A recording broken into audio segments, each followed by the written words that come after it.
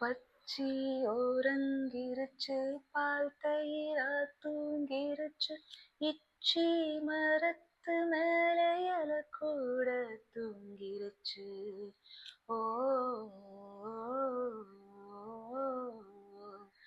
காச நோய்க்காரிகளும் கண்ணுறங்கும் வேளையில ஆச நோய் வந்த மகர நிமிஷம் தூங்கலையே.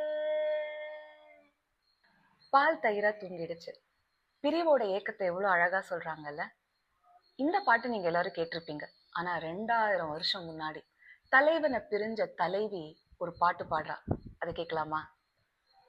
சிறை பனி உடைந்த சேயரி மழைக்கட் பொறையறு நோயோடு புலம்பலை கலங்கி பிறரும் கேட்குனர் உளர்கொல் உரை சிறந்தூதை தூற்றும் கூதிர் யாமத்தானுளம் புலம்பு தொருளம்பும் நானவில் கொடுமணி நல்கூர் குரலே.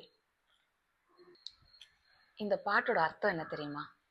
நல்ல மழைக்காலம், காத்துல மழை துளிகள் நிறைஞ்சிருக்கிறதுனால சில்லுன்னு இருக்கு. ஆனா நீ என் கூட இல்லாததுனால அந்த பிரிவு தாங்காம அழுது அழுது என் கண்ணெல்லாம் செவந்து என்னால தூங்க முடியாம நான் புரண்டு புரண்டு படுக்கிறேன். இந்த வலிக்கு ஒரு இசை இருக்கு. அது என்ன தெரியுமா? தூரத்துல தொழுவத்துல என்னோட எரும மாடு ரத்தம் உறிஞ்சுற ஈக்களோட கடி தாங்காம மண்டைய மண்டைய ஆட்டிக்கிட்டு இருக்கு. அது மண்டைய ஆட்டும் போது அது கழுத்துல கட்டியிருக்கிற மணி ஓசை இருக்குல்ல, அது எனக்கு கேட்டுட்டே இருக்கு. தூங்க முடியாம ராத்திரி முழுக்க இந்த மணி ஓசையை கேட்டுட்டே இருக்கிறது இந்த ஊர்ல நான் மட்டும்தானா? எவ்வளோ அழகா இருக்குல்ல. சங்க பாடல்களோட சிறப்பே எங்கேயோ தொழுவத்துல இருக்கிற எரும மாட்டோட மணி ஓசைய வலியோட இசையா பேசுறது தான்.